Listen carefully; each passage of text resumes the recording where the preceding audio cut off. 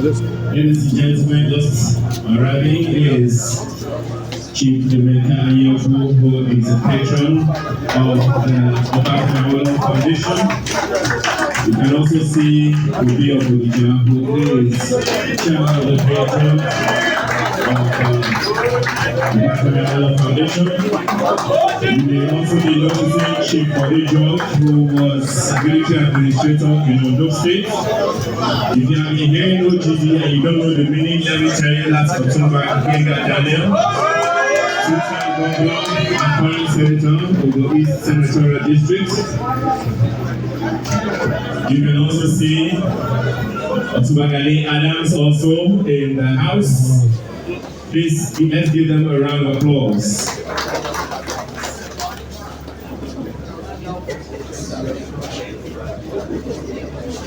Thank you. I have to mention that I can see Professor Anthony Killer also walking into the hall. Can we give her a round of applause? She is the Deputy Governor, Engineer Loimo Tanako, Oyedele, SNSC, representing the Governor of the State, Dr. Dapo Abiodun C.O.N.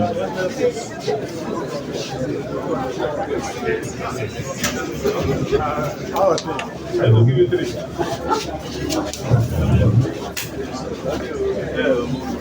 I should also let you know that we have someone in here who technically has been governor of 2 distinct states. Olamide Oyinlola in the hall.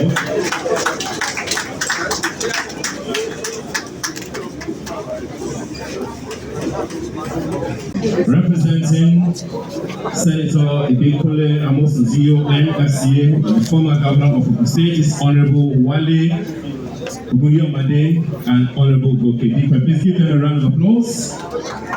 Thank you. Please start afresh.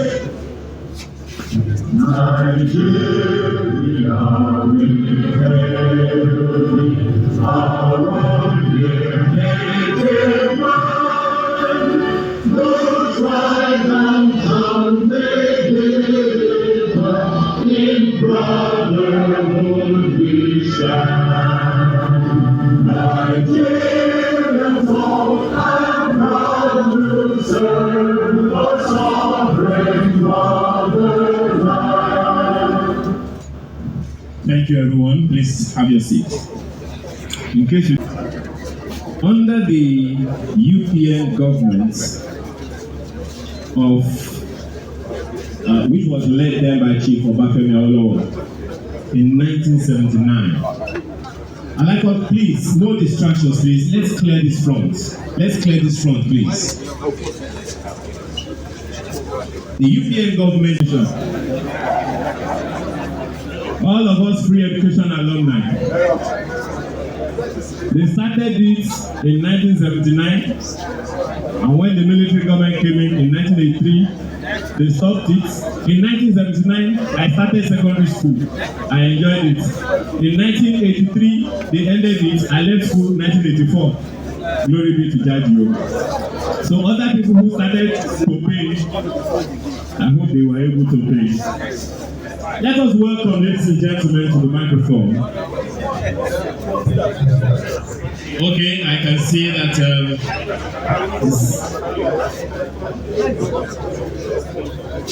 Dr. Isiaq Salako is in the house.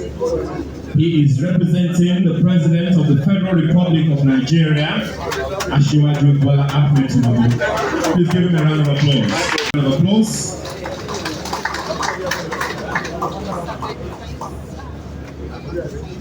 I don't know the number of songs composed or albums composed for Chief Obafemi Awolowo. But let me say that one of the things that can be said about this lecture is that it's annual, happens every year. And we're here for the Obafemi Awolowo lecture organized by the Obafemi Awolowo Foundation. I'd like to welcome a founding member of the body and executive director of Obafemi Awolowo Foundation, who has performed this role for more than 3 decades, curated national and international conferences, bringing together leading experts and stakeholders on key matters of importance to Nigeria. I said ambassador because she is Nigeria's former ambassador to the Netherlands. She is an occupational health physician, a graduate of the University of Bristol and the London School of Hygiene and Tropical Medicine, University of London, where she completed her postgraduate degree when I entered secondary school in 1979. She is also chairman of African Newspapers of Nigeria, publishers of the Tribune titles, which at 76 years on November 16 is the oldest surviving newspaper in Nigeria. She is the chairman of the Pioneer Advisory Council of Odua Investment Foundation, the philanthropic arm of the Odua Investment Company, among several others. Well, I should say that she is also a recipient of many chieftaincy titles, and she is a daughter of Chief Obafemi Awolowo, SAN, GCFR, and Yeye Odua, HID Awolowo. Please welcome to the microphone Ambassador Dr. Olatokunbo Awolowo for her welcome address.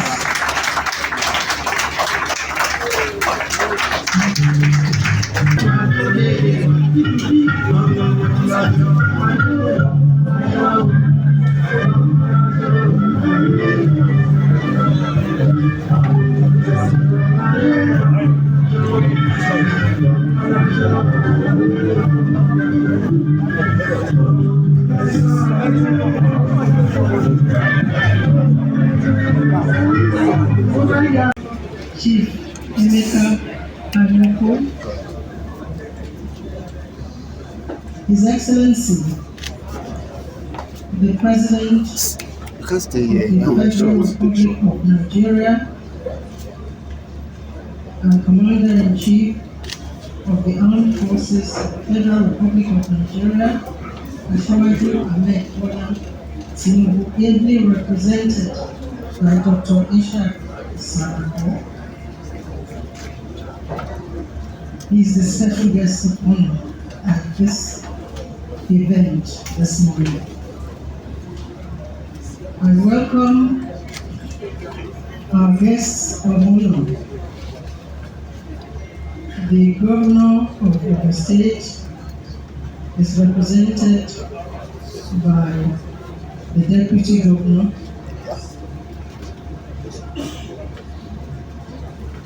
other former governors here present, Itumagbinga Daniel, Senator Dr. His Excellency, Engineer, our patron at the Awolowo Foundation, the Obi of Onitsha, Igwe Nemeka Achebe. I welcome the former governor of Ondo State, Chief Olabode George, the former governor of Osun State, Prince Olagosoye Oyinlola, and his delectable wife, Mrs. Oyinlola. This is a good time to welcome another special guest, another guest of honor, His Excellency Engineer Seyi Makinde, Governor of Oyo State.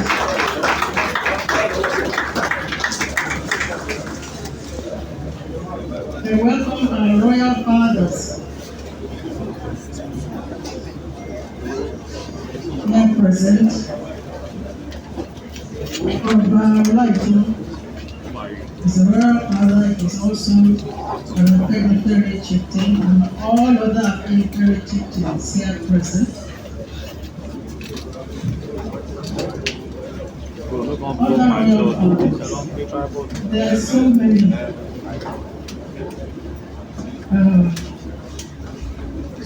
Our Lord's spiritual temporal, and our Lord's medical as well.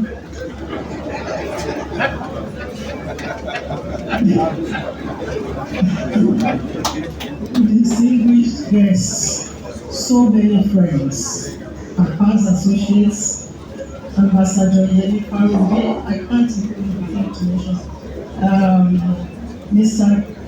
Kayode Shokola, SLM,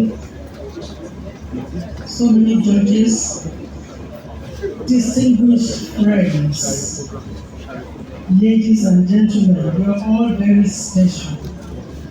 If I attempt to mention every name that I should mention here, we'll be here till this evening. So please, just accept that you're all very special to me. I sent you my invitations personally, and you have responded in large numbers. I am so grateful and so encouraged. Thank you very much. On behalf of the Obafemi Awolowo Foundation, it is my great honor and privilege to welcome you all to the 2026 Obafemi Awolowo Memorial Lecture. We are deeply grateful for your presence of remembrance. It provides an opportunity for reflection, interrogation, and recommitment to the ideals of principled leadership, social justice, intellectual rigor, and public service so powerfully embodied by Chief Obafemi Awolowo. Permit me in a very special way to acknowledge and warmly welcome, first of all, the representative of the President and all other distinguished personalities here present. But I want to especially welcome our chairman of today's occasion, Chief Emeka Anyoko.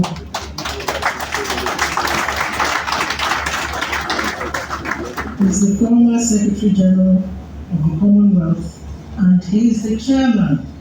We are very proud to claim him.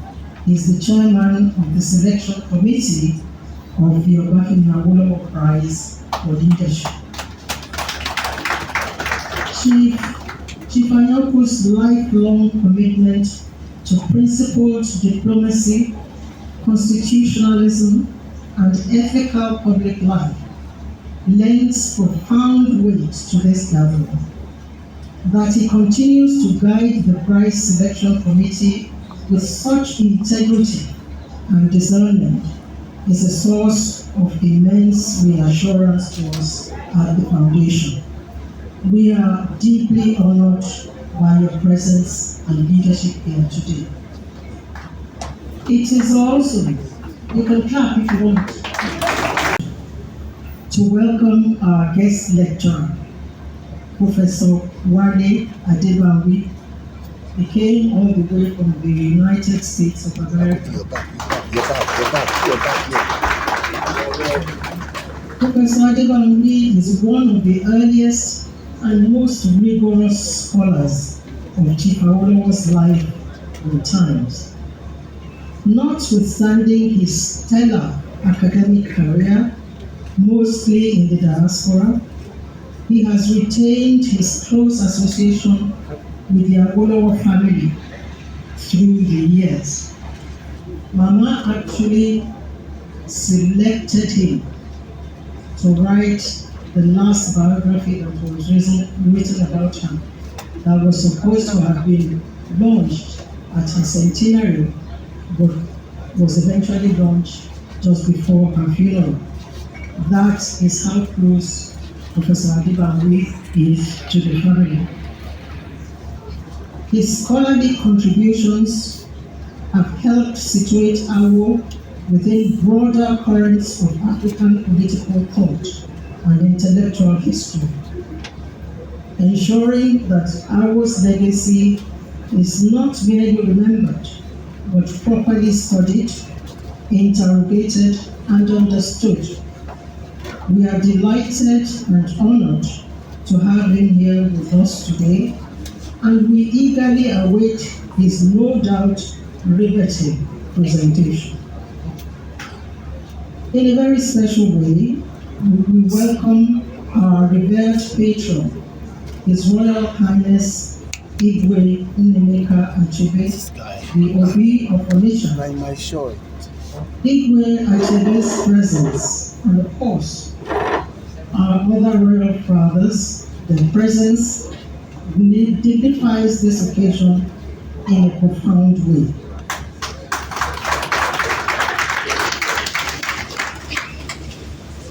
As custodians of tradition and respected voices in national discourse, and steadfast supporters of the foundation, their moral authority and wise counsel continue to enrich our work. We are deeply honored and grateful that the Obi of Onitsha has undertaken the arduous journey from Anambra State to be with us here today. Please give him a round of applause. Most important platforms for engaging the enduring questions of leadership and nation building. We are honored that you have chosen to share in this intellectual and moral enterprise.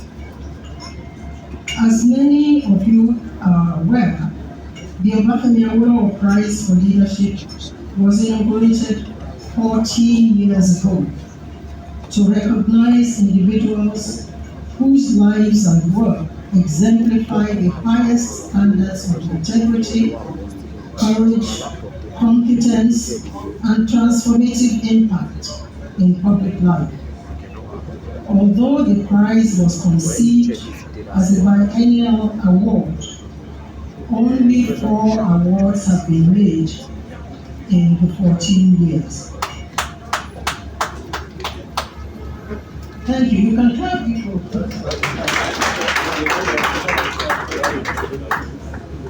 This reflects not hesitation, but fidelity to the exacting standards that define the prize. After careful reflection, the foundation has resolved that the prize will not be awarded this year. However, this period of introspection has also led us to consider an important evolution.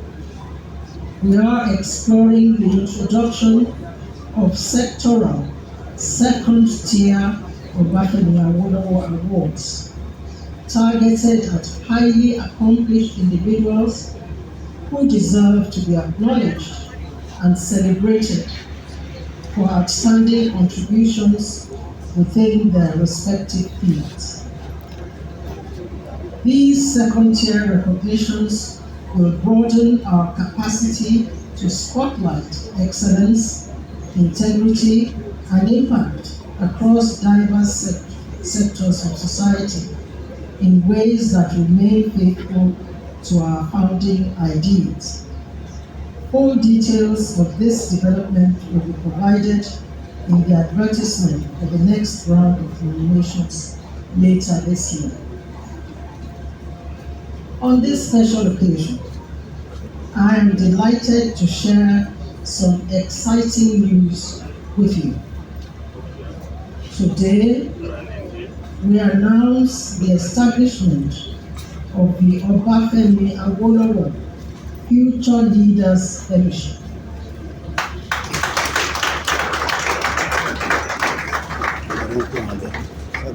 A new initiative dedicated to raising a generation of ethical, visionary young leaders across Africa and the diaspora. This fellowship is inspired by the enduring legacy of Chief Obafemi Awolowo, a leader who showed us that principled governance, social justice, and human development, especially through education, are the true foundations of national progress. Across Africa today, young people are navigating economic uncertainty and deep social inequalities. Yet, they are also extraordinarily talented, globally connected, and full of ideas.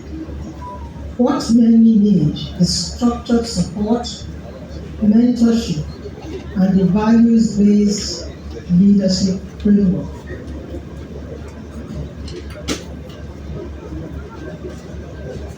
The Obafemi Awolowo Future Leaders Fellowship is designed to bridge that gap and to connect transformational leadership ideals with the realities of governance and public life. Our vision is simple but powerful: to build a pan-African network of future leaders shaped by our ideals. Through the fellowship, participants will engage deeply with leadership philosophy, sharpen their personal effectiveness, receive one-on-one mentorship, and collaborate on projects that address real societal challenges. The program itself aims to nurture a vibrant alumni community that continues to grow in influence and impact. Admission to the program will be competitive and merit-based. We will be inviting applications from young persons aged 20 to 35 across Nigeria and beyond. Our expectation is that each cohort will emerge with deeper ethical clarity, stronger execution capacity, and accelerated impact in their respective fields. We also hope that the fellowship will make our ideals freshly relevant to a new generation of change makers. In this regard, we invite all who believe that service to the people must remain the core of leadership to partner with us. Investing in leadership formation is one of the most meaningful ways to preserve and extend the legacy of values that define our leadership. Together, we can move from celebrating history to shaping the future.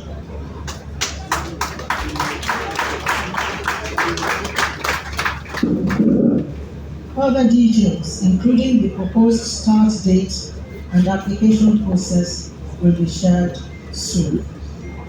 Today, however, we gather first and foremost to listen, to learn, and to be challenged.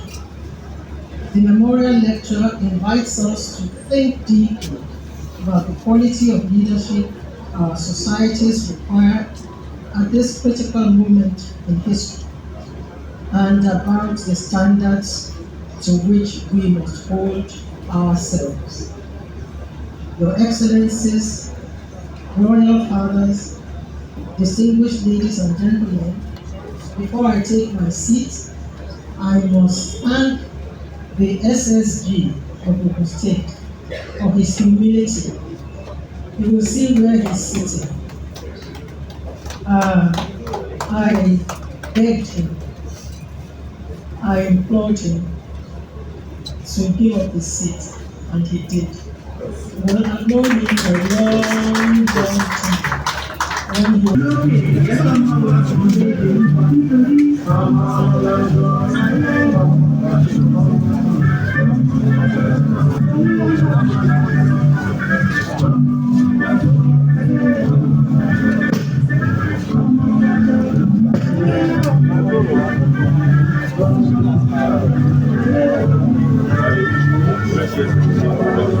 All right. Thank you very much. Please give Ambassador Awolowo a big round of applause.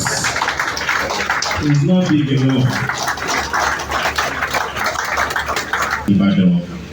Please welcome Ààrẹ Aláṣà Olúbàdàn along with Chief Mrs. Bola Doherty, MFR, High Chief Ademola Oduade. A round of applause for him, please.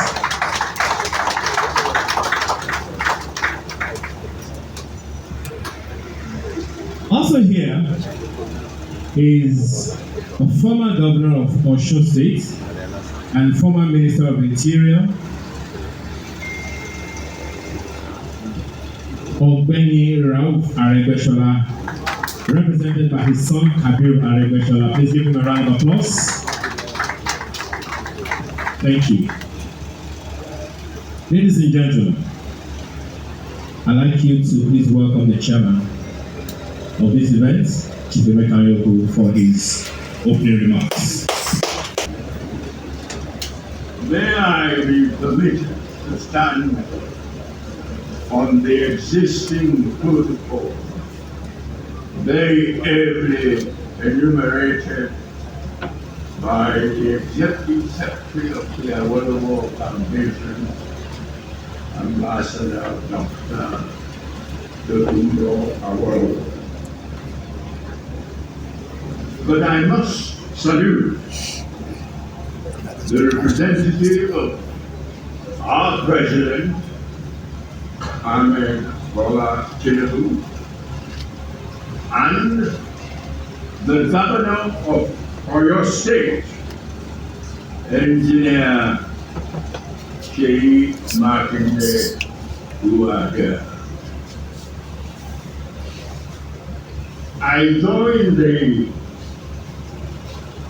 host for this meeting, Ambassador Dr. Awolowo, in welcoming you all to this lecture in honor and in remembrance of the sage, Chief Obafemi Awolowo, DCFR, on this day, the 117th anniversary of his birth, and in this town of his birth, Ikenne, which has as a result become emblazoned on the map of Nigeria.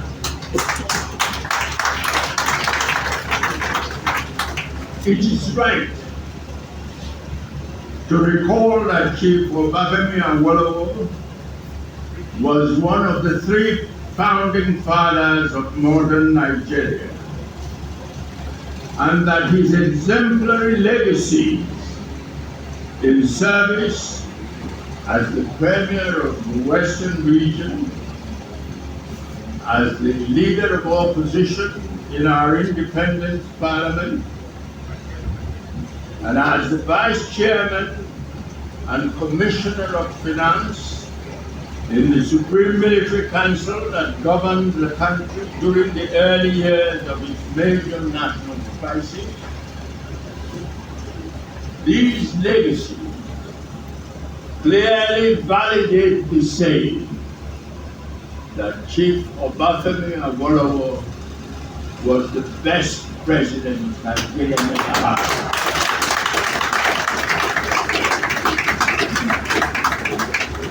It was for this reason that the Obafemi Awolowo Foundation was established 14 years ago in his name, and that the Leadership Award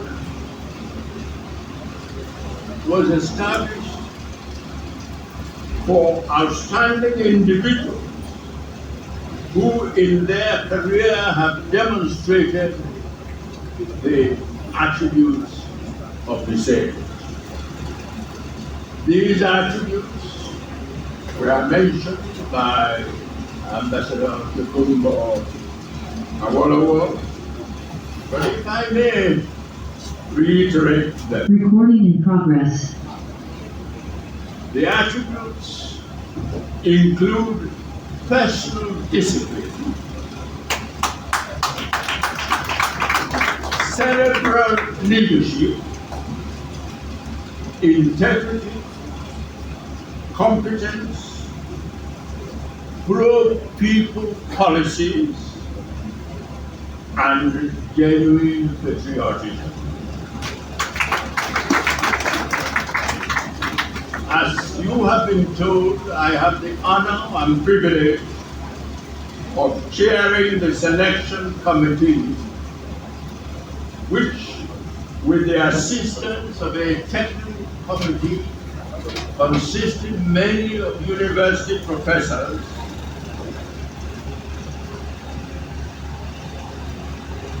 selects the winners of the Obafemi Awolowo Leadership Award. I am glad that our lecturer of today is the distinguished academic and prolific author, Professor Awolowo.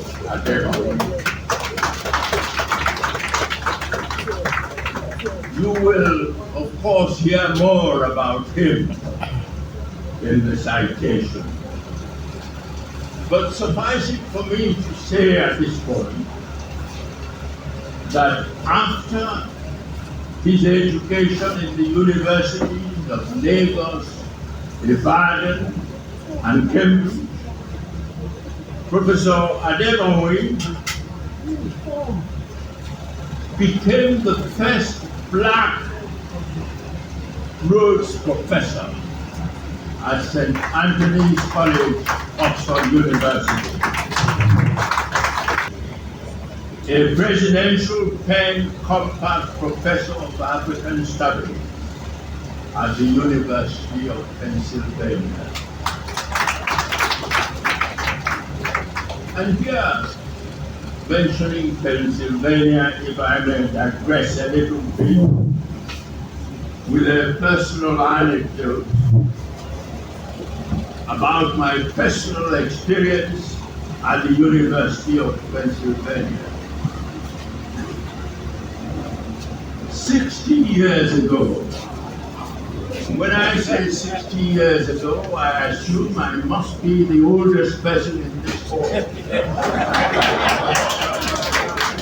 Because I am now 93.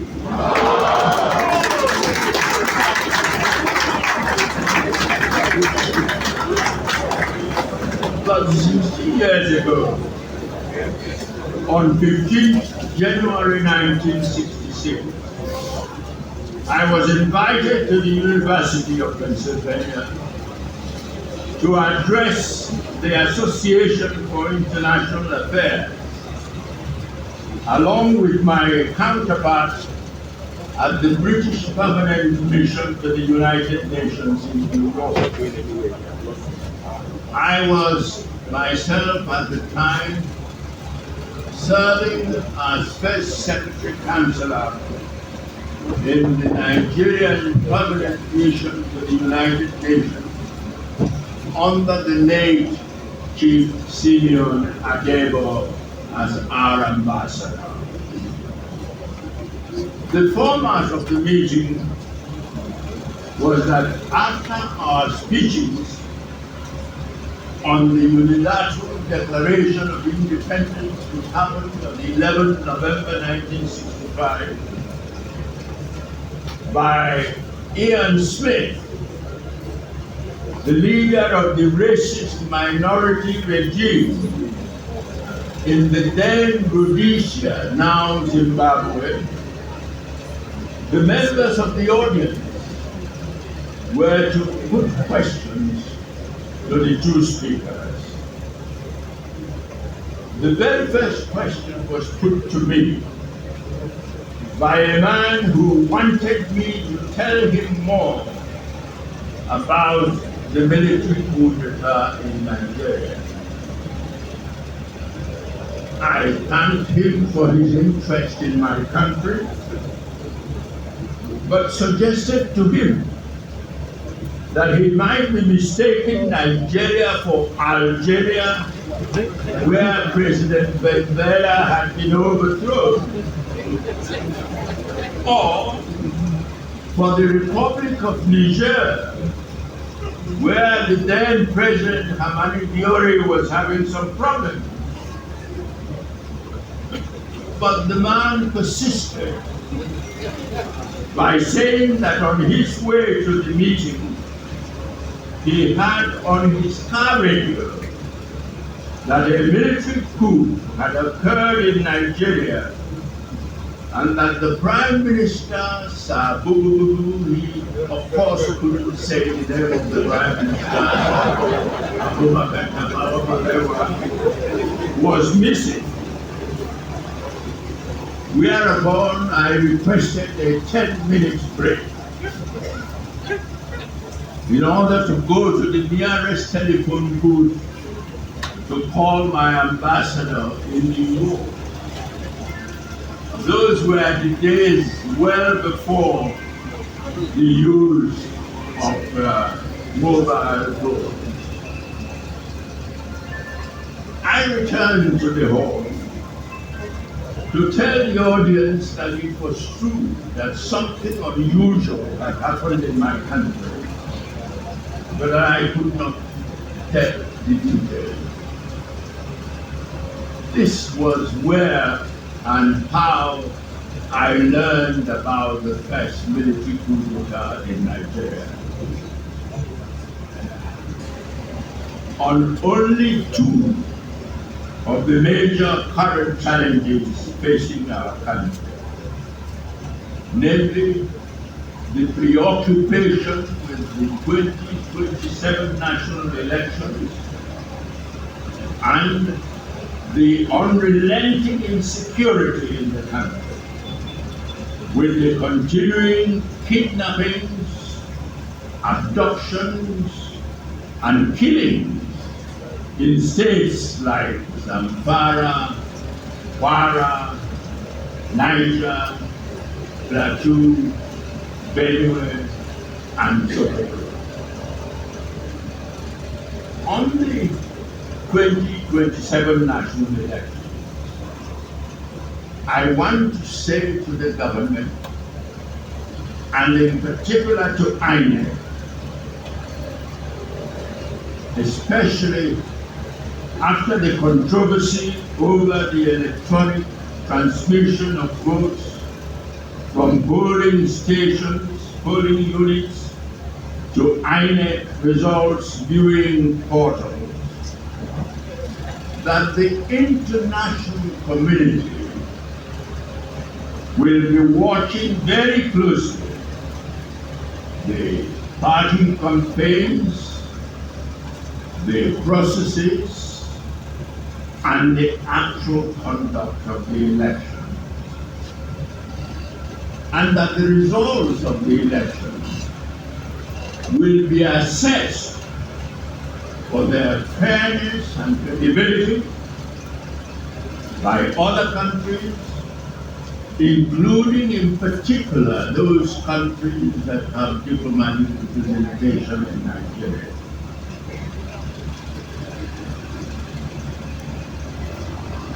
Insecurity in several states of the country.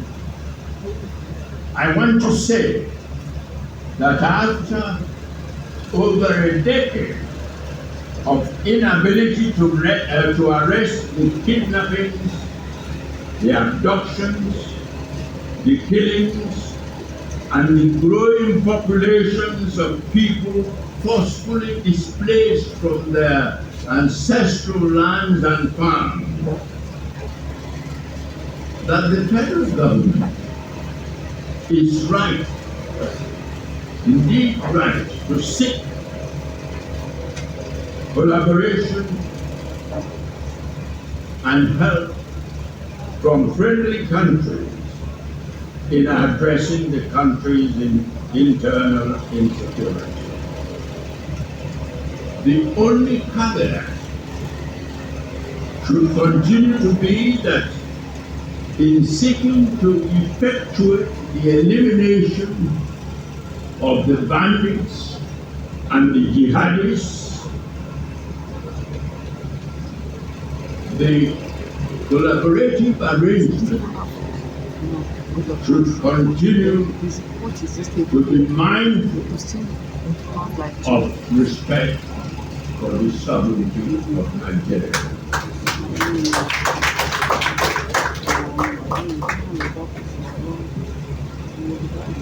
I believe I must now end what should be brief chairman's remarks, so as to make way for the main business of today, namely the lecture by our honored guest lecturer, Professor Wale Adebawe. I thank you. Presidential Pen Compact Professor of Africana Studies with a secondary appointment in the Department of Political Science, University of Pennsylvania in Philadelphia, USA.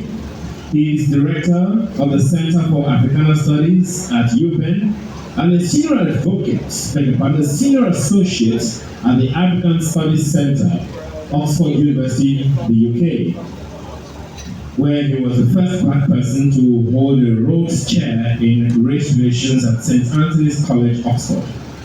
He is the President of the Association for Africanist Anthropology, a section of the American Anthropological Association.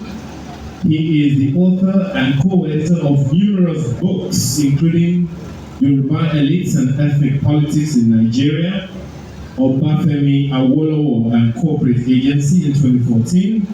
He is author of Democracy and Nigeria's Fourth Republic in 2023, and How to Become a Big Man in Africa. Yeah, I know, you're interested in that one. Some Alternative Elites and Ethnic Politics in Contemporary Nigeria in 2024. Please welcome Professor Wale Adebawe.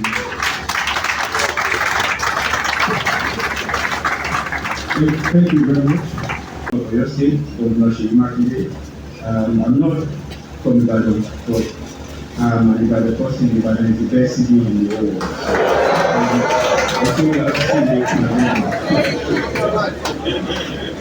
Distinguished guests, this chairman, distinguished guests, ladies and gentlemen, I will not be brief. We are gathered here not only to remember a man who, through his thoughts and actions, offered us a new mode of dignity, but also to reflect again on what his legacy offers us in the context of Nigeria's interminable search for good leadership.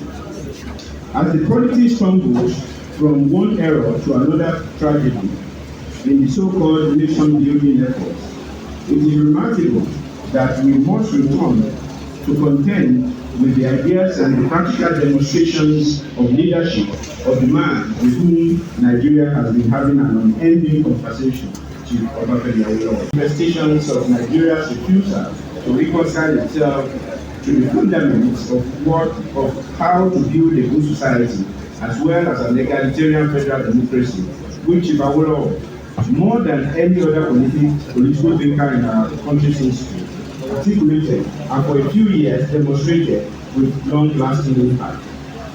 At the core of the crisis that has engulfed the polity for several decades now is a leadership crisis. This is the reason I would like to reflect today on leadership and what I call Awolowo theory of action in the context of his devotion to politics as future leader. As we experience what would seem to be the normalization of an internal security landscape in which there is a convergence of jihadist insurgency, communal grievances, some under the name of banditry, secessionist agitations, and criminal economies.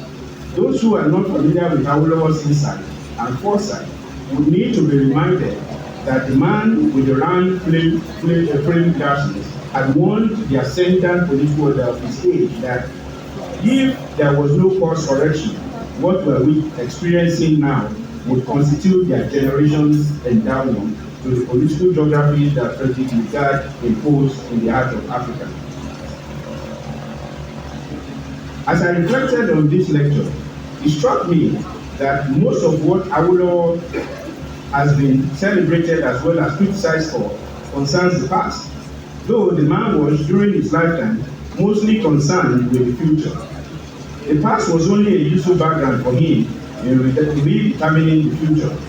Thus, it's an irony that while this deeply divided country continues to be bogged down by the politics of the past and the conflicting and contrasting narratives of who wronged whom in the past and how we arrived here, what it truly means is a reflection on the postulations of a man who almost always emerges from our past to constantly remind us about the possibilities of our collective future.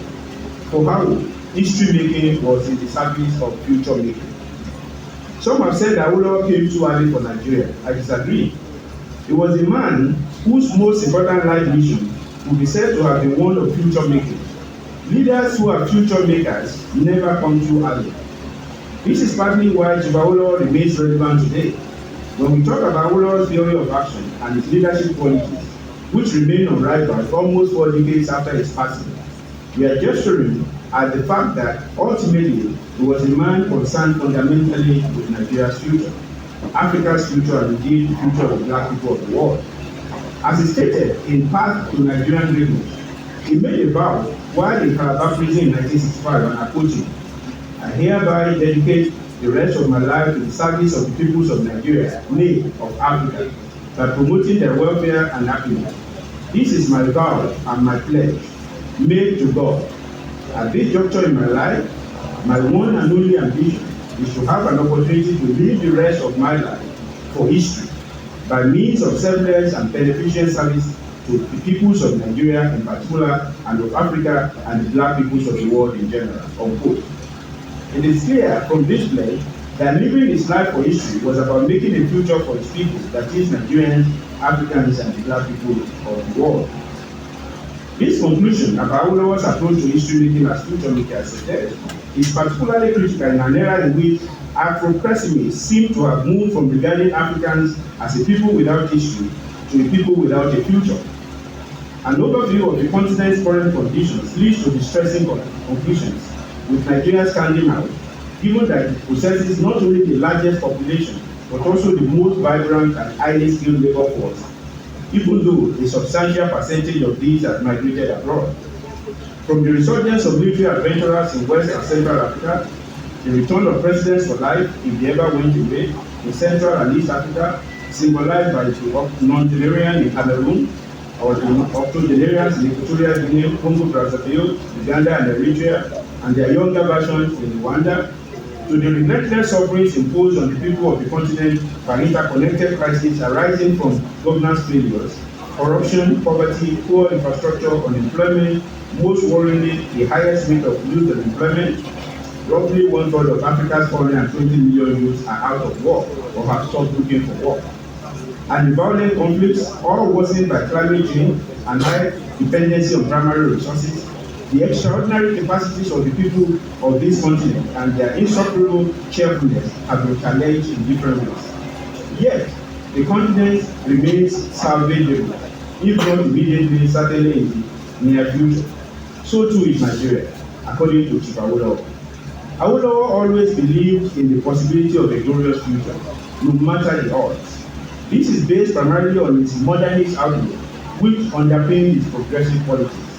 Thus, to reflect on the future making that was central to Awolowo's public project as a pathway to its theory of action does not constitute a simple political ethical response to the tragedy that Nigeria has experienced, or what even in much better times was described as the squandering of riches. Rather, it is to provide us with a programmatic idea and ideal of what is to be done when equality and its people confront such a tragedy. Moral outrage, while important, is not sufficient. Awolowo showed this clearly throughout his political career. What is important is always to imagine a better future, no matter how bad things are.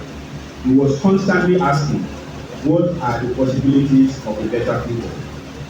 This is why I have decided to focus today on politics as future making, using Chief Awolowo's ideas and his public career as a heuristic lens to examine Nigeria's unending search for effective leadership. This idea of politics as future making will represent a paradox, given that classically politics is the art of the possible.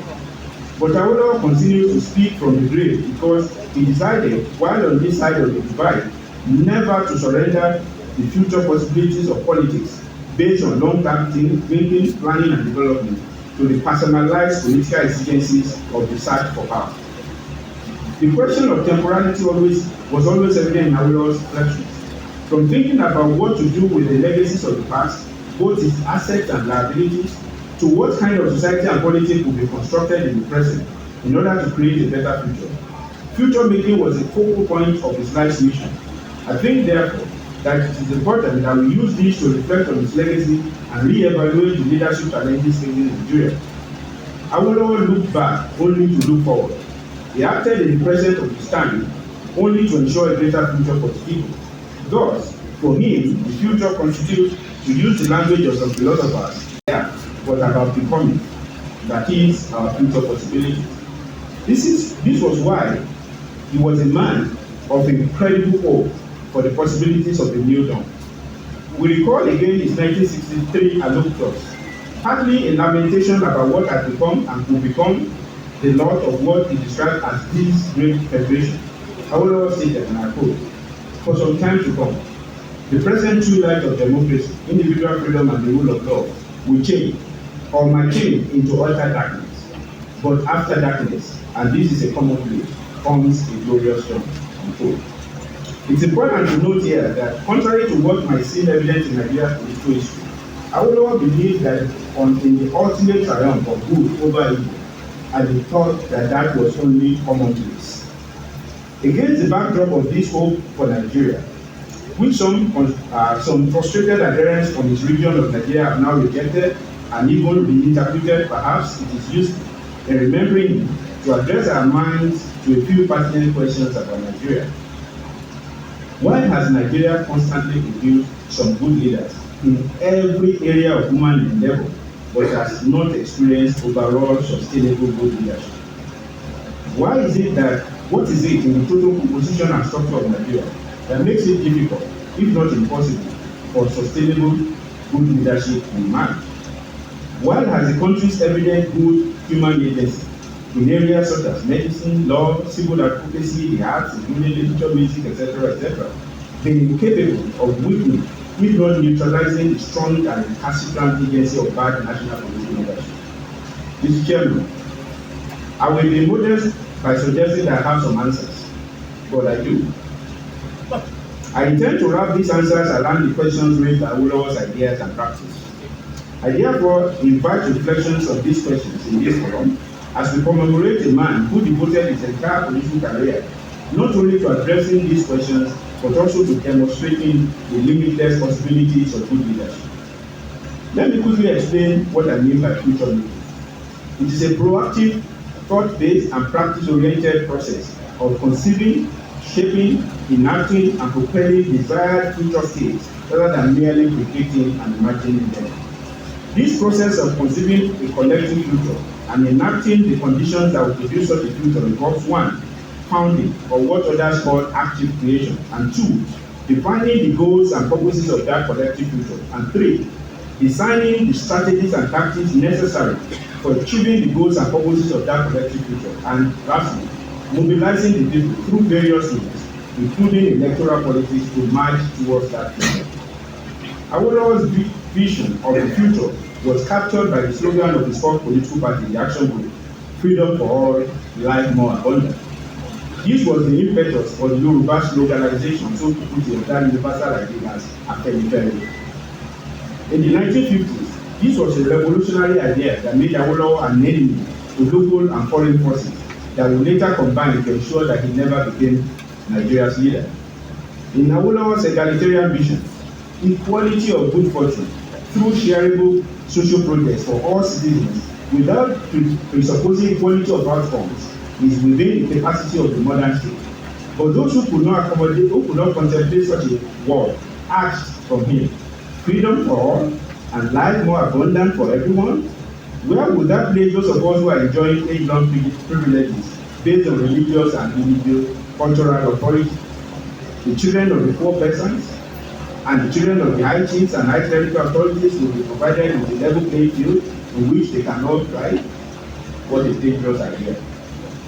Such worries expressed or acted out in various ways by Awolowo's adversaries sparked a flash of visions of Nigeria and the temporary political and electoral defeat of Awolowo's vision, despite its notional and even ideological triumph. Indeed, one could argue that while the worst of political leaders no longer challenge Awolowo's egalitarian vision in principle, even while working hard to ensure that it will never become dominant or paramount at the national level, Nigeria continues to face the challenges of good leadership precisely because of the failure of the dominant political elite to embrace this vision.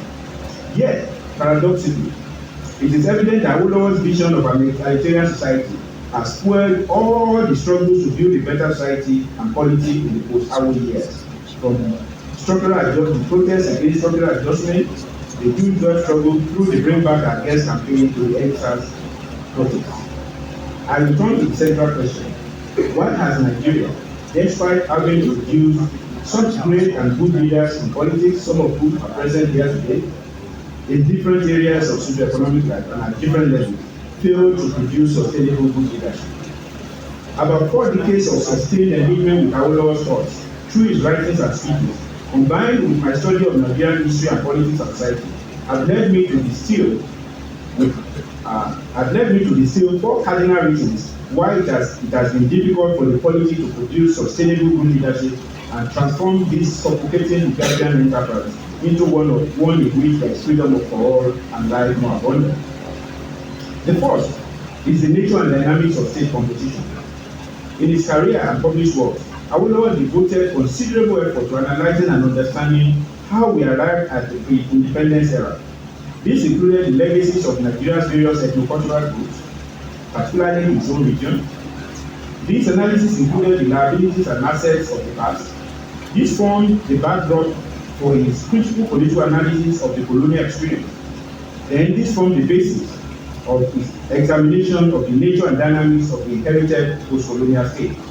The fundamental challenge of such post-colonial states as Nigeria, especially given the nature of its ethno-regional composition, the inequalities and inequities built into the system not only by the British but also by differential exposures of different peoples and regions to the Enlightenment project, and their different degrees of readiness to surrender parts of their ethno-cultural heritage that were incompatible with the march of human progress. All of this considered the basis for Awolowo's reflection. Indeed, this was why he called Nigeria a geographical expression, even as he recognized the potential for good leadership to transform the nature and dynamics of that composition. Thus, Awolowo theorized and later articulated what needed to be done, not only to end colonial rule, but also to institute a new form of governance, grounded in the best legacies of the Enlightenment. He also linked this to the best cultural legacies surviving from the histories of Nigeria's different regions to build a workable federal democracy and a welfare state. For him, at this point in the 1950s and 60s, the ideological and political basis of this were the triplet instrumentality of constitutionalism, federalism, and democratic socialism. The second challenge to building good leadership is the nature of the political economy. Though Awolowo devoted a considerable amount of time and his life's work to understanding, analyzing, and then articulating the nature of Nigeria's political economy, at the point in the 1950s and up to the late 1960s, when he published some of his most important works on the subject, agriculture was the backbone of Nigeria's economy. It also dictated the nature of regional and federal revenue, and to that point, the structure of Nigeria's fiscal federalism. But as crude oil displaced agriculture, both fiscally and culturally, Awolowo foresaw the danger that the imagined ethos of national care would pose to the future of the polity. But those in power and the core of the political elite did not heed the warning.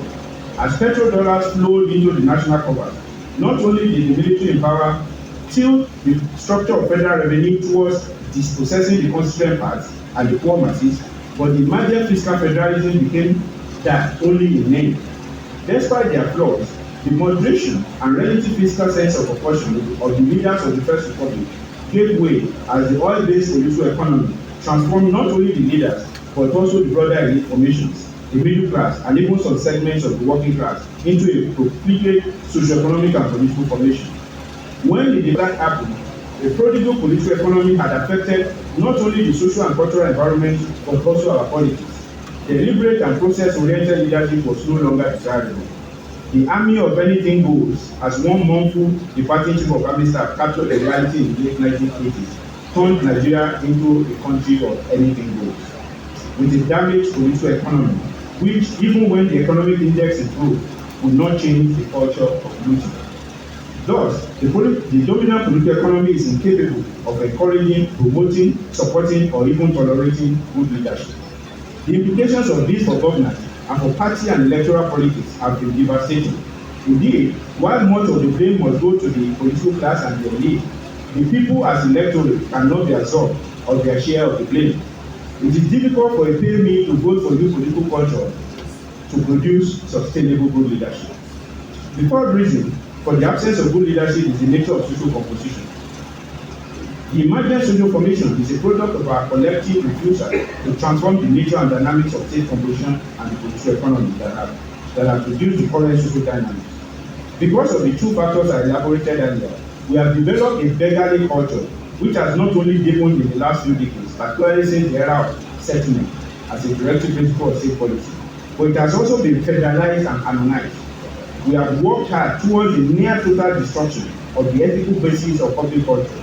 We have taken the worst aspect of our socioeconomic notions and practices, which have been exacerbated by the cultural illogic of our wealth, and expanded and extended them while ignoring the best and the most positive aspects of existing agricultural formations and practices, such as the Yoruba notion and practice of Omoluabi, gentleman of the welfare, the Hausa notion and practice of Utume Kaki, that is a good man, and the notion of Ezigbo Madu, a person of good character. This points to the virtues such as high moral standards, integrity, temperance, and good conduct that are critical for a citizenry that would build and sustain a good policy, and from which good leadership could emerge. Because of the fundamental importance of leadership being considered as men and women of temperance, Awolowo consistently emphasized the need for personal discipline and for physical and mental mastery. When we look around in the last few decades of our national politics, even though the country is not lacking in men and women of temperance, the Omoluabi, the Utume Kaki, and the Ezigbo Madu, how many of such people have the nature of state composition and the political economy allowed to rise to the highest levels of power? Yet, only a federation in which a critical mass of Omoluabi, Utume Kaki, and Ezigbo Madu associate and organize for power, either directly or indirectly, can good leadership emerge and sustain. And the process that led to the Fourth Republic, as an example of the grotesque nature of elite composition in Nigeria, particularly of the dominant political elite, which some describe as an oligarchy. These oligarchies may have an ethno-regional core, but we will be deceiving ourselves if we fail to recognize that every part of Nigeria has contributed to and continues to contribute to its membership. As General Sani Abacha's murderous and plundering rule collapsed, and the wrong of the military worked their way out of power, this tiny but very powerful and strategically and tactically potent elite, combining both their civilian and retired and retiring military wings, came together to ensure that the long battle for federal democracy and egalitarian rule, which predated but was restarted almost as soon as the military seized power in December 1983, was hijacked and trivialized. As democratic and progressive forces were between 1998 and 1999 struggling to create political parties and political alliances across Nigeria to produce good leadership, as they had tried to do unsuccessfully before in the First and Second Republics, and as they tried to do again with near success in the Third Republic, the dominant faction of this ruling elite, to use street language, pulled a fast one on the progressive forces and the masses of Nigeria. They quickly recruited one of their own to stop Nigeria's march towards democratic progress in its track and halt our movement to reimagine egalitarian rule and push Nigeria towards what Awolowo called its birthright and its destiny, that is, Africa's leading land. Since that successful transition to civil rule, but at 40 transition to good leadership and egalitarian rule in 1999, the nation has been groping for the rediscovery of the vision and mission that informed the long democracy struggle. Despite the formidable odds against effective leadership in Nigeria, we must acknowledge that the factors I have identified are not immutable. This is one of the most critical lessons Awolowo taught us, and it is integral to his theory of action. Good leadership is most critical when public issues remain unresolved and are even uncertain. In fact, Awolowo remains a shining example precisely because of his capacity to lead the polity and society in overcoming grave odds. What then can be done about these odds? Again, as the late thinker and political reformer showed, the most critical factor of political transformation is political agency. However, in the context of what has transpired since Awolowo's transition, the leveraging of political agency to ensure good leadership is only possible through the re-engineering of elite formation and composition. This is because human agency is at the heart of the process for correcting the challenges posed by the other three factors that I elaborated earlier, that is the nature of state composition, the nature of the political economy, and the nature of social competition. To move against the odds and produce the socio-economic and political conditions that will ensure sustainable good leadership in Nigeria, I will conclude by reflecting on Awolowo's theory of action and the lessons we can learn from his political life. Chief Awolowo already showed us the path. We need to adopt and adapt his methods, tactics, and strategies for the present, and reverse engineer how he delivered effective leadership and governance in the Western region. So how can Awolowo's theory of action help us to confront and resolve this leadership challenge in the context of politics as future leader? As widely acknowledged, in his project of socio-economic and political transformation of a typical plural post-colonial state such as Nigeria, Awolowo moved from diagnosis to postulation, and on that basis, from planning to elaboration, and then to action and implementation. Thus, from his writings, reflections, and active leadership, we can design a theory of action for future making. In my research on Awolowo's life and leadership that I hope will lead to a book at some point in the future, I have designed his theory of action in 5 of his books. In these 5 books, we can clearly see his project of moving from diagnosis and prognosis to elaboration, a program of action, and then implementation. This includes the PATH series, Path to Nigerian Freedom, Path to Nigerian Constitution, Path to Nigerian Greatness, and the trilogy on the structural and evidential condition of transforming Nigeria into a great country, that is, Thoughts on the Nigerian Constitution 1966, the People's Republic 1968, and Strategy and Tactics of the People's Republic of Nigeria 1970. In each of these books, the work of future making is clear. Whether that future is of freedom for all, the greatness of the country, a constitutional republic, or that of a people-centered republic, as well as the strategy and tactics of building such a state and society. Path to Nigerian Freedom is a seminal political manifesto that Awolowo published at age 38, in which he advocated how Nigeria could move from a geographical expression, as famously described in the Guardian contraction, to not just a United Nations, but a great one and a beacon of hope for the black people of the world and humanity in general.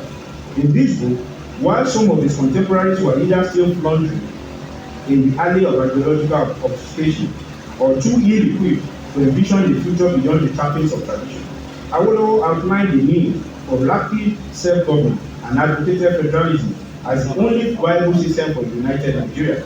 Such was the strength and clarity of his argument that even his strongest opponents eventually embraced this political architecture. Despite all the violations that the federal system has experienced, particularly under military rule, and the uses and abuses of the federal system to serve narrow ends, it's a testament to the strength of Awolowo's vision that almost 80 years after he first defended this system and elaborated the specific value and process of enactment for Nigeria, no one in the country today, even the most ardent hegemonists, rejects federalism as a desirable system for keeping Nigeria together. To make Nigeria truly federal, and the battle is ongoing. It is clear to the politically discerning there can be no sustainable leadership in Nigeria if there is no true federalism. In part to Nigerian greatness, Awolowo reflects on the political and socio-economic foundations necessary for Nigeria to achieve national, continental, and even global greatness. Drawing on his experiences as a thinker and doer, and based on what had happened in the more than 3 decades since he outlined the path to Nigeria's freedom, and against the backdrop of Nigeria's return to civil rule in 1979, he lays out the principles of ethical governance, federalism, economic planning, and social justice. In the book, described as both a political manifesto and an intellectual contribution, Awolowo explores Nigeria's challenges and opportunities and offers a comprehensive framework for national development and democratic stability. However, despite the fascinating and, in the case of this book, inaugurating insights in the two books on how to build a country that would not only stand the test of time, but would also be the envy of the continent. It was in his trilogy, Thoughts on Nigerian Constitution, the People's Republic, and the Strategy and Tactics of People's Republic of Nigeria, that Awolowo most ably demonstrated his future-making thinking and vision. In his project of ensuring freedom for all and life more abundant, Awolowo presented his intellectual and political legacy to the nation in each of these three books. As a leader, convinced that the structural basis of any federation was critical to the potential success of such a union, Awolowo returned to the subject of federalism in Thoughts on Nigerian Constitution, arguing that true federalism is the only viable system for Nigeria, while denouncing the creeping unitarism in the wake of the collapse of the First Republic and the advent of NATO, which later fatally damaged the Nigerian federalism. Annual fund to be created at the end of the war for the specific purpose of, and I'm quoting, stepping up the training of high-level manpower in the Nigerian universities at the undergraduate and postgraduate levels, raising secondary school and trained teacher population in the states which are lagging behind, and preserving wastes at the secondary school level for the more advanced states, and providing free primary education for the children of all the members of the armed forces. So the last stage is the careful implementation of the agreed agenda at two levels. First, at the level of the political party that will seek to gain power and implement this vision.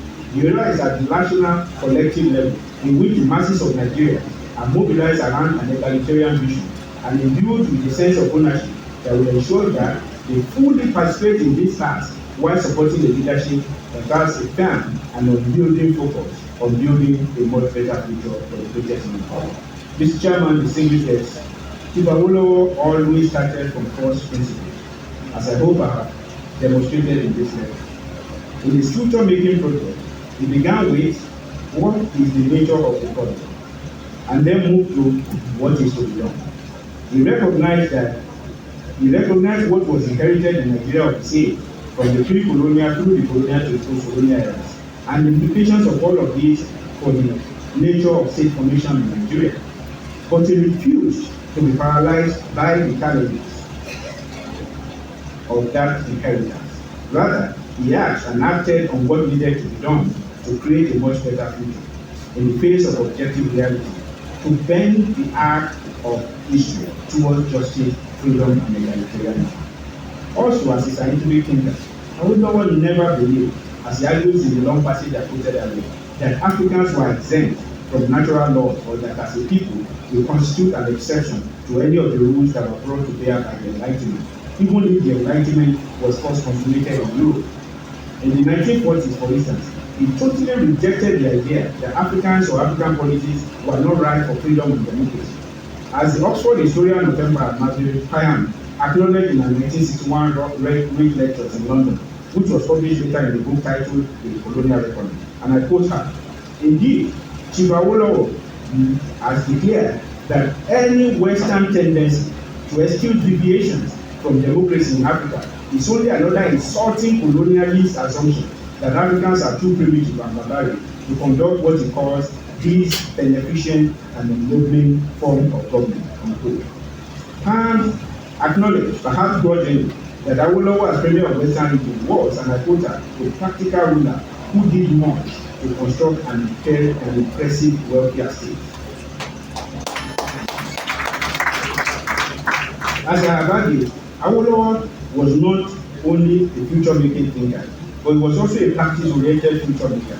As Premier of the Western Region and as Federal Finance Minister, he showed how historical and social analysis, social thought, research, deliberation, debate, and bringing together highly skilled, public-spirited men and women of goodwill, in addition to an organizational insight and foresight, can help to leverage a socio-economic and political project and ensure its success.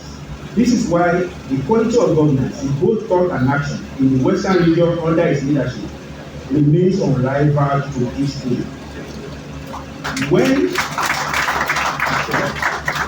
he was acknowledged by the late Chief Odumegwu as the best president Nigeria never had, it was not a mere expression of admiration for the man. It was a testament to a state builder whose vision of a greater quality and accomplishment remained unparalleled in Nigeria's administration. Yet, we must acknowledge that Awolowo's signal error was to conceive of politics solely and unrelenting as an instrument of social good. In fact, it was his near fatal error. It almost cost him his life, but it cost him his freedom for 2 years. And it cost him federal electoral victories 4 times, while also costing him the permanent scorn of members of some elite commissions and their heirs, who were and still are either threatened by the egalitarian vision of the country, where no one can be a slave to the circumstances of their birth. Even when he offered to repeat on a larger scale the benefits that his people in the western region had gained under his administrative genius, he said no. So, what was his error in this? Awolowo assumed that once you show the people the light, they will eventually follow it. He initially underestimated the odds that he faced at the national level, both political and cultural, and the infernal commitment of the rival elite formations to ensure that his form of egalitarian rule will never be practically federalized in Nigeria. However, while we are all focused on how to get Nigeria back on the path to a greater future and ensure good leadership, it's important to focus on the fundamentals of that way. We don't just need good leaders. We have a few. Some of them are in this place. Some are in the right places, some are in the wrong places. What we need is overall good leadership.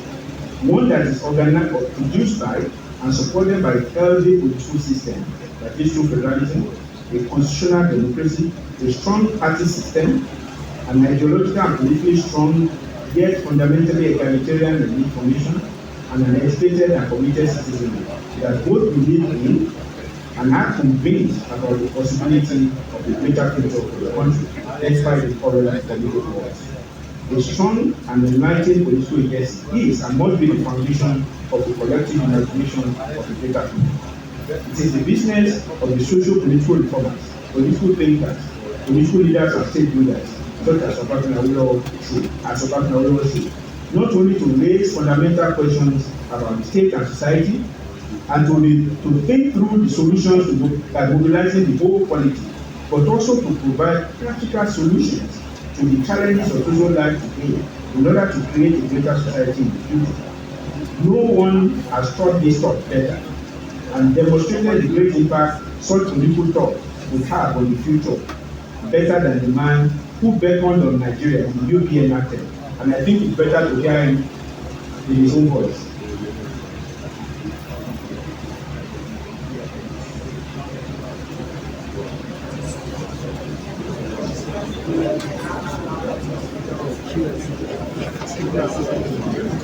And the most harm in the eyes of all the world, egalitarianism is our national watchword. Equality of good fortune must be to reach sure reward. Liberty and brotherhood are the goals for which we strive, plus progress, plus plenty, and all the good things of life. Up Nigeria, and take my rightful place. It is thy birthright and thy destiny. Africa's leading light to be.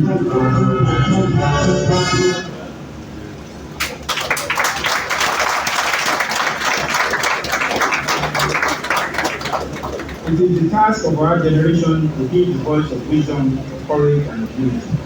Mr. Chairman, distinguished guests, Your Excellencies, please grant me the indulgence to dedicate this lecture to that irrepressible party man who departed in little over a year ago.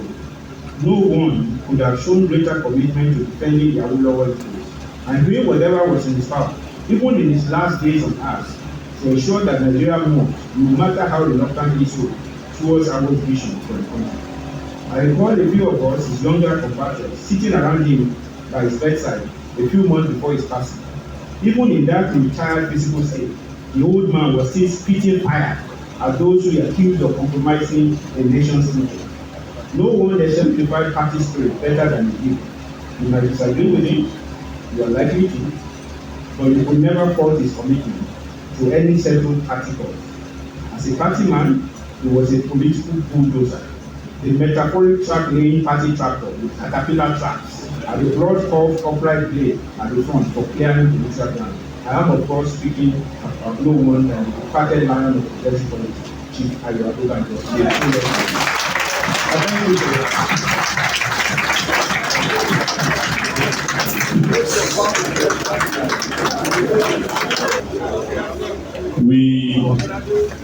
We feel it will be good for us to segment. Consequently,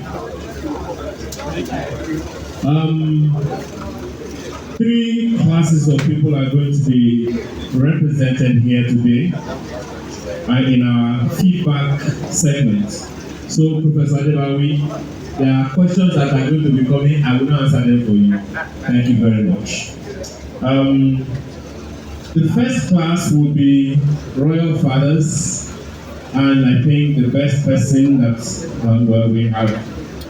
There are a number of us here. Don't ask me how many. They don't represent you. So because we can't go votes, Gani Adams will represent Royal, the traditional class of people in this hall today. We also reckon that because Chief Obafemi Awolowo was a politician of repute, and he was a foremost opposition party man. In fact, I say that because we don't have opposition politics being played by Chief Obafemi Awolowo, we don't have opposition party politics the way it used to be at that time. Please, if I see all the people here, don't answer me, because there is opposition politicians in this house. I want to still go home and sleep with my 2 eyes closed. The third class of people will be young people. Why? Because Ambassador Awolowo mentioned the other time, a class of people between ages 20 and 35, that a special program is available for them. I don't have a question to ask my dear friend, Elder Scholar. One of the book he wrote was saying a lot about the, and we are trying to look that book last year. We failed to publish it. I was not disappointed on his submission in this lecture. I thank the chairman and the board of trustees of Awolowo Foundation to find someone like Adebawi to give this lecture. Especially the content I love most in the question is the issue of true federalism. He has braved the issue of true federalism to the extent that if we don't have federalism, true federalism in this country, there is no way we can move forward. And even from the chairman of occasion, our father, Chief Ikenne, from his submission in welcome address, he said something about true federalism. Without true federalism, we will continue not have a very good economy in this country. The issue of insecurity will persist in this country. And the issue of not having good governance will be the story that will be telling. And Awolowo was a meticulous person. Almost every part of his life, from childhood to his demise, is well documented. And Awolowo told us how to remember him. Awolowo said, and I will paraphrase because I have a short time. He said, I would like to be remembered for helping to build a strong and united state. I would like to be remembered for helping to build a strong and united multi-ethnic state. I would like to be remembered for creating a basis for an irreversible revolution in education and in provision of social justice. I have not achieved this, but I have set a pattern which no other Nigerian can ignore. So the conclusion is that if you want to remember Awolowo, you cannot go against a strong multi-ethnic state in Nigeria. You cannot be against education, and you cannot be against social justice. Okay. So it's left for all of us to remember that in governance, we are in an anti-Awolowo generation now, because the way in which we have run our system is against the principle set by Awolowo. Therefore, we must bring Afenifere back. We must return to Afenifere politics so that we can achieve the aim of Chief Awolowo. Thank you very much. Thank you very much. Commitment to adopt the already well-established protocols. My name is Maimos Kobe, Deputy Governor of Ogun State. Here representing the Governor of Ogun State, His Excellency Prince Dabo Abiodun CON. Here are His Excellency's remarks.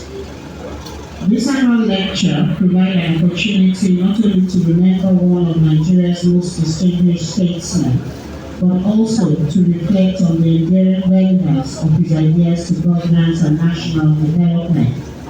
It therefore gives me great pleasure to welcome everybody here to Ikenne in Ogun State for this very important gathering. I commend the Obafemi Foundation under the leadership of Ambassador Awolowo for sustaining the intellectual legacy of Chief Awolowo through lectures, publications, and public engagement that keep his ideas alive in a national conversation. We're honored to have listened to Professor Wale Adebawi, an eminent scholar of African politics and society. His scholarship continues to deepen our understanding of leadership, governance, and democratic development. Distinguished ladies and gentlemen, today's lecture reminds us that Chief Obafemi Awolowo viewed politics as a serious responsibility, the platform for designing policies that improve the lives of citizens and shape the future of society. For him, governance was fundamentally about human progress and the welfare of people. His belief that leadership must be guided by ideas, planning, and disciplined execution remains highly relevant today. For us in Ogun State, the legacy of Chief Awolowo carries a special meaning. He remains one of our most distinguished sons, and his example continues to guide our approach to governance and development. Our administration's development agenda, Building Our Future Together, draws inspiration from the progressive philosophy that leaders like Chief Awolowo championed. The idea that government must expand opportunities for citizens and invest deliberately in human development.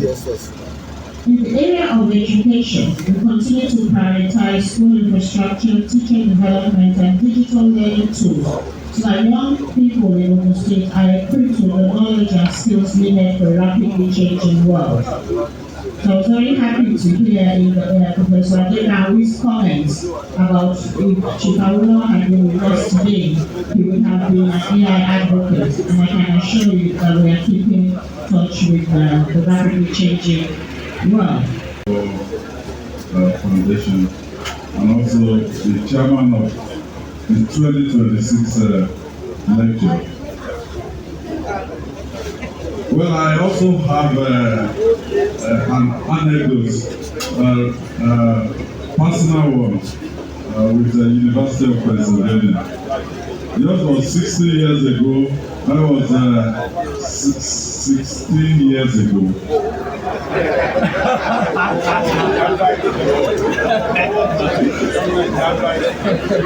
And my first daughter, she was then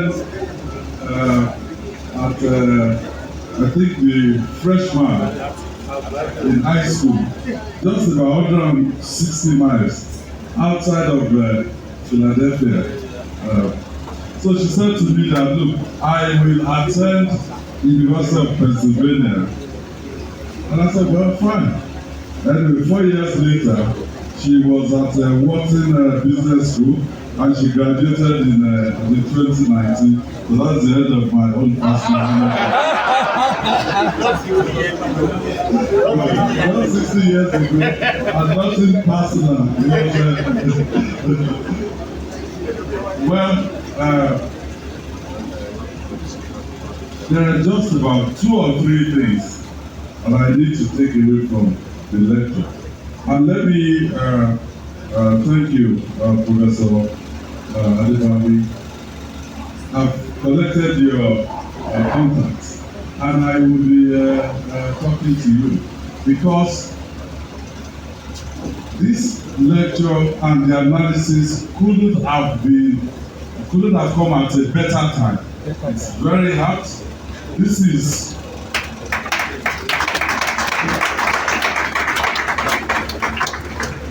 a period leading to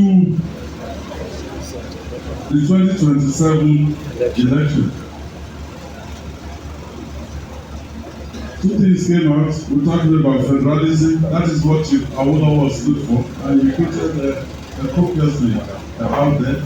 Multi-party democracy allow ideas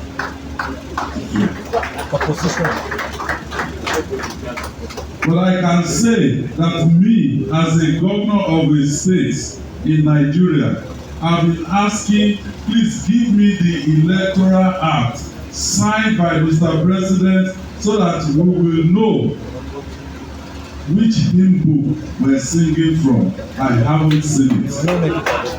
That is the reality. I haven't seen it.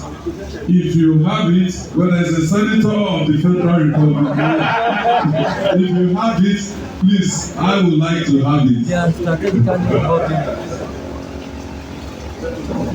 Also, federalism. I'll just give 2 examples. Papa, we're talking about history. I would say Papa Awolowo stood for this. But there are 2 countries in Africa that they pass through very difficult situations, perhaps more difficult than Nigeria. I've been talking to our past military leaders, and I asked them, you've been in Eastern DRC. And they said, yes, we served in Eastern DRC, part of United Nations contingent. One of them said, yes, I was there 1960. The other one said, I was there 1961. Okay, let's fast forward. 1960 to 2026, that's 66 years ago. Yes.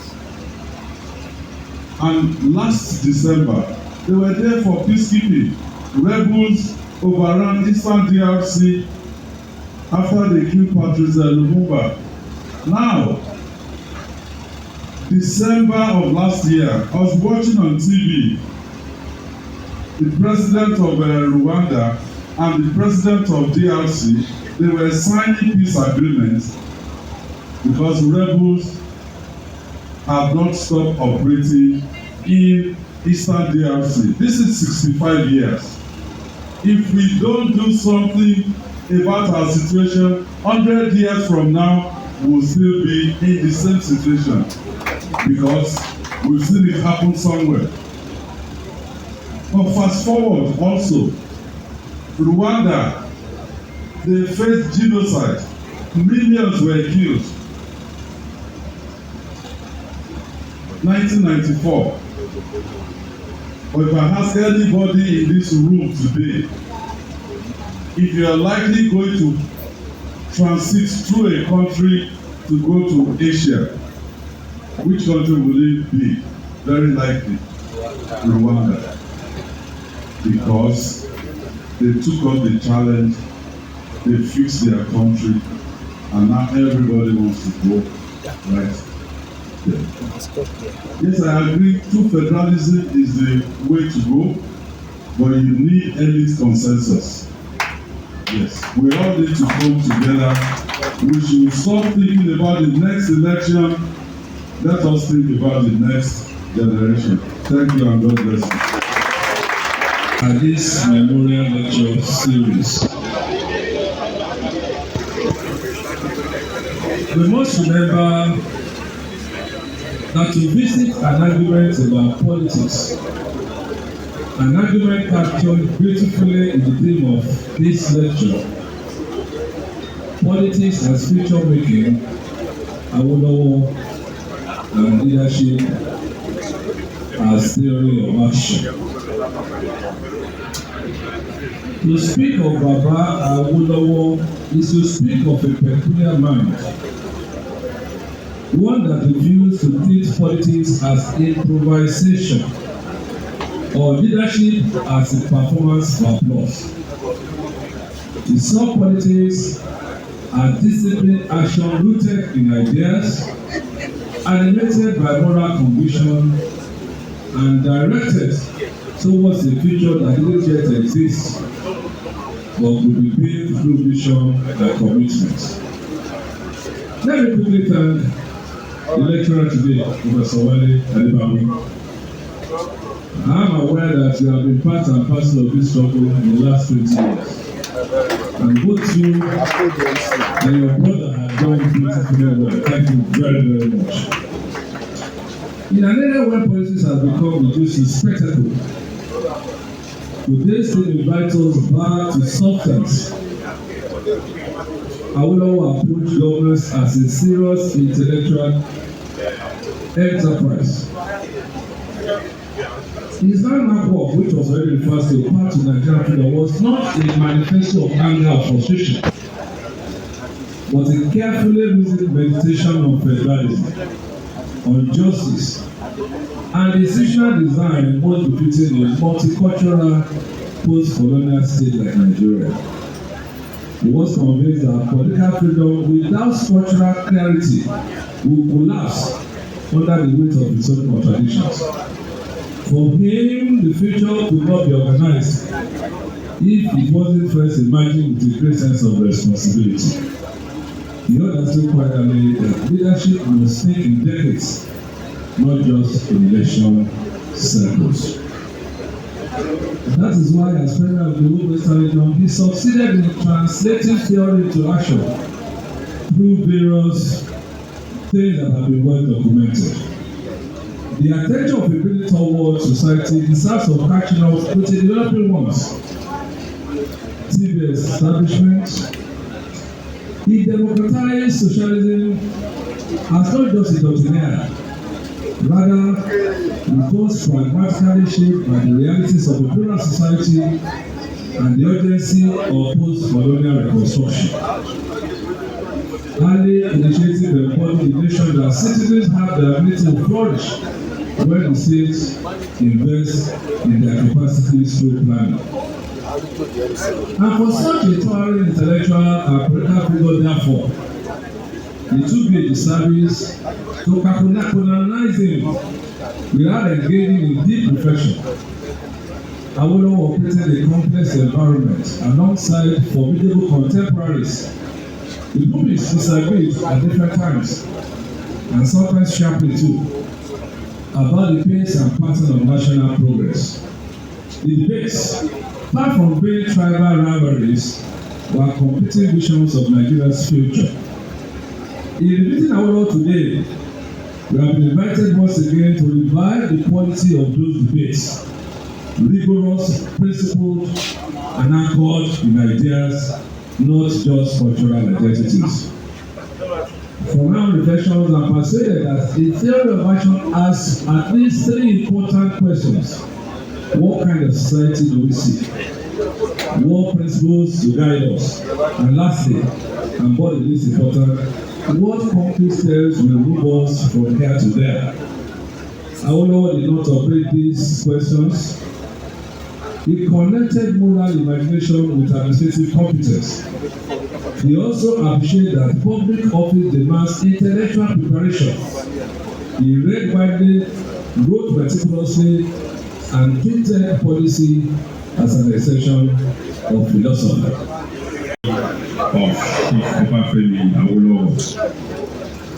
I bring warm greetings from the President and Commander-in-Chief of the Armed Forces of the Federal Republic of Nigeria, President Bola Ahmed Tinubu, GCFR, as we today once again celebrate the life and times of a pioneering Nigerian nationalist, a federalist, a revered statesman who has been described fittingly as the best president Nigeria never had, Chief Obafemi Awolowo. Obafemi Awolowo is remembered for his exceptional integrity, intellectualism, and implementation of welfare-oriented and human capital development policies, which leapfrog the Western region to the front row of our country's socio-economic development, and up to today continues to shape the trajectory of the Southwest region. There are many great Nigerians, living and dead, who have been qualified and described in many complimentary ways. To my knowledge, nobody else has been so widely referred to as a sage like Awolowo, qualifying him as a profoundly wise man with deep experience and sound judgment. He is, and I use present tense deliberately, in the class of old legends like Confucius, Buddha, Socrates, and modern ones like Nelson Mandela, Warren Buffett, etc. On behalf of Mr. President, I wish to congratulate the Board of Trustees, the Executive Director, Ambassador Dr. Awolowo Ekosimu, and all members of the Obafemi Awolowo Foundation for keeping the intellectual candle associated with Awolowo body since 1992. I was not around in this world between 1954 and 1959 when Awolowo served as the Premier of the Western region of Nigeria. But the records are there of how Western region became a pride of Nigeria and a global reference point through its transformative agenda anchored on welfareism, human capital development, and infrastructural revolution. But I was around between 1979 and 1983 when Awolowo led the Unity Party of Nigeria that produced 5 governors in the Southwest and Midwest of Nigeria to implement the 4 cardinal welfareist program of free education at all levels, free healthcare services, integrated rural development, and full employment. These 5 state governments, up until today, remain a benchmark of measuring successive governments within and outside the Southwest. This is to work on farms. For a active family and courageously, I was quoted to have declared that any parent who stops a child from going to school will be arrested. Chief Awolowo predicted correctly and perfectly when he said, "My coach, you may hate me today, but tomorrow you will thank me." Today, the Southwest region of our country continues to leverage on that solid foundation of human capital development laid by its policies and programs, for which every Yoruba man, including myself, remains ever grateful. As Premier, Chief Obafemi Awolowo also prioritized infrastructural development, especially building roads. Record has it that he revolutionized road infrastructure by constructing over 2,000 kilometers of roads, including significant bitumen surface roads, which was nearly 10 times the mileage inherited from the British colonial administration. Chief Obafemi Awolowo demonstrated that to go beyond cosmetic impacts and profoundly change the trajectory of our development, we need leaders who are courageous, who are focused, who are visionary, who think not just of the immediate but of the future.